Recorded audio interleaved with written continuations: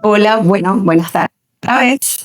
Eh, Hoy les voy a hablar acerca de los signos de alarma que deben tener presentes en los niños, más frecuentemente en niños. Sobre todo se presenta alrededor de 10 años y es mucho más en varones. Quizá el caso que trata más de 4 años con síndrome de Down. Entonces, en el año 1966, la prevalencia de la patología era 0,05% y hoy en día ha aumentado casi 100 veces. Entonces, yo filosofar sobre ¿será que lo estamos diagnosticando más porque ahora tenemos más herramientas que en ese tiempo o es que hay otro factor que no estamos tomando en cuenta? Ese factor es el gran aumento de las enfermedades inflamatorias en la actualidad. Y es que el queratocono, para los que no lo saben, es una enfermedad inflamatoria. Anteriormente se clasificaba y se definía como no inflamatoria, pero es una enfermedad inflamatoria que está asociada a muchas cosas, a factores ambientales, a la alergia y a factores genéticos, por supuesto. Entonces, esta evidencia científica nueva que ha salido con el advenimiento de estos biomarcadores que ahora se pueden medir, se fundamenta en el aumento de la proteinasa 9 que genera, digamos, unas alteraciones inflamatorias y que a su vez está acompañada de una disminución de la lisinoxidasa, que es una enzima que se encarga de mantener la matriz extracelular y el colágeno. Entonces, bueno, la metalopinasa 9 actúa como si fueran unas tijeras que cortan ese colágeno que compone la córnea y eso, pues, asociado a unos marcadores inflamatorios como el aumento de la IgE y la disminución de la vitamina D, genera daños en esta estructura y la hacen más propensa a la deformidad. El frotamiento ocular, que antes se pensaba que era solamente mecánico, ya ahora se sabe que desencadena unas alteraciones inflamatorias también importantes en esta patología. Las alergias. Hablar de queratocono y no tocar el tema de alergia es imposible prácticamente. Casi el 80% de los pacientes que tienen queratocono tienen alergia, sobre todo alergia de tipo ocular. Pero, ¿cómo es la estadística al contrario? Es decir, ¿cuántos pacientes con alergia desarrollan queratocono? Y está cerca de 1/3 de los pacientes que tienen algún tipo de alergia, que no necesariamente es queratoconjuntivitis o conjuntivitis alérgica, desarrollan queratocono. Entonces, en estos pacientes hay que hacer despistaje. Es decir, si usted tiene un paciente con algún tipo de alergia, así no tenga nada en los ojos, usted tiene que hacerle despistaje, hay que hacer despistaje de queratocono. En otros pacientes hay que hacer despistaje de queratocono cuando tienen unos antecedentes familiares directos, es decir, su madre, su hermano, su padre, tienen queratocono. A los 8 años hay que hacer despistaje de queratocono. Igualmente, pues si presentan evidentemente otras alteraciones genéticas, específicamente, bueno, la más frecuente es la trisomía 21, el síndrome de Down. En estos pacientes es obligatorio y recordemos que el caso que les comenté inició a los 4 años. Entonces hay que hacer despistaje de queratocono. También si estamos en la consulta y ese paciente no llega a una visual mejor corregida, se corresponda con su edad, en este paciente también hay que hacer despistaje. Y si nosotros ya le llevamos una secuencia al paciente y vemos que ha disminuido la agudeza visual en una línea, en ese control sucesivo también hay que hacer despistaje. Cuando ese astigmatismo, anteriormente había como la premisa de que, bueno, si tiene más de 4 dioptrías de astigmatismo, es que le vamos a mandar a hacer un Pentacam. No, ahora a partir de 1,5 dioptrías hay que hacer despistaje.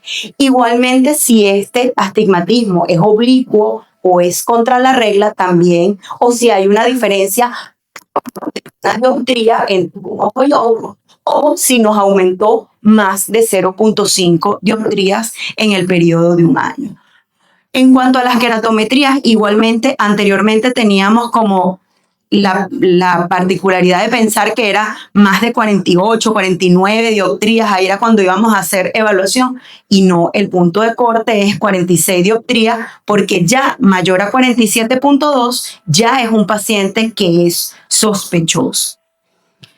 En cuanto a la miopía, aquí pues tenemos que hacer indudablemente uso del software y de las biometrías que hacen esas predicciones en cuanto a crecimiento, porque un paciente que, número uno, la miopía no debería estar presente en niños, pero sabemos que ahora pues se ha visto muy frecuentemente, pero si esto se nos sale de lo que es la evolución según el crecimiento, nosotros ¿cómo lo vamos a saber? Pues evidentemente cuando hemos hecho alguno de estos estudios de seguimiento. ¿Y cuál es el estudio de despistaje? Pues la topografía simple, sencilla, no es el gold estándar como lo solía ser hace muchos años atrás. ¿Por qué? Porque en niños los primeros cambios ocurren en la cara posterior de la córnea y no en la cara anterior. Entonces tenemos que hacer tomografía preferiblemente con el Pentacam o alguno de los similares al Pentacam. Y acompañarla, como le dije anteriormente, de una biometría, si se puede, de la biomecánica, digamos, de estudios que demuestren cómo está esa biomecánica corneal, paquimetría epitelial, donde también ocurren cambios muy tempranos, y la aberrometría, a ver si hay, por ejemplo, digamos, la coma que es característica en los pacientes con queratocono. Si nosotros vemos que ese paciente es sospechoso, nosotros tenemos que hacerle un seguimiento bien cercanito. Es decir, nosotros no podemos decirle al paciente que venga en un año para hacerle seguimiento. Si hay factores predisponentes como los genéticos, los factores alérgicos, etcétera, o factores que nos hagan sospechar mucho en esa tomografía por Pentacam, nosotros tenemos que hacerle también un seguimiento bastante estrecho, preferiblemente cada 3 meses. Anteriormente nosotros nos enfocábamos en restablecer la visión, pero actualmente hay que preservarla, sobre todo porque son niños y ese es el motor, digamos, del futuro, es la población que nos viene a sustituir el motor productivo de la nación en unos futuros años, entonces no podemos tener esos niños con pérdidas de agudeza visual. Y bueno, especial cuidado tenemos que tener en que los pacientes que ya nosotros le hayamos diagnosticado queratocono y que son menores de 19 años, prácticamente el 90% de esos pacientes va a progresar. Entonces, casi todos los pacientes con queratocono diagnosticados progresan. Eso es muy importante. Fíjense, paciente que tenía 12 años, este paciente y por X o Y motivo no pudo, no es que nosotros le diagnosticamos el queratocono y le ofrecimos hacerle crosslinking, pero por X o Y motivo el paciente se retrasó 3 meses. Fíjense cómo el cambio que hay fíjense cómo el cambio que hubo entre la primera Pentacam que le hicimos y el segundo, cómo ese queratocono progresó y cómo la córnea se adelgazó en solamente 3 meses. Esta otra paciente es una paciente que vino un poquito antes de la pandemia, en ese momento ya tenía 14 años, una paciente de muy bajos recursos.